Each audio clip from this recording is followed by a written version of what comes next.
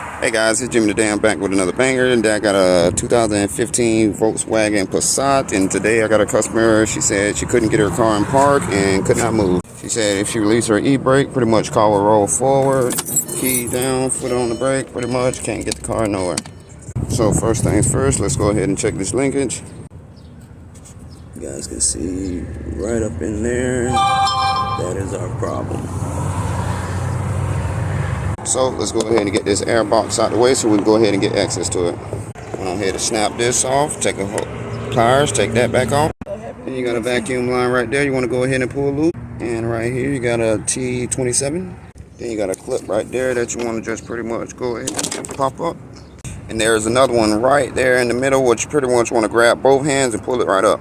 Now you got a little pop tab right here. You can go ahead and stick a little screwdriver in there and pop that out. Pull that to the side. Voila, you got access to it. Catch you guys.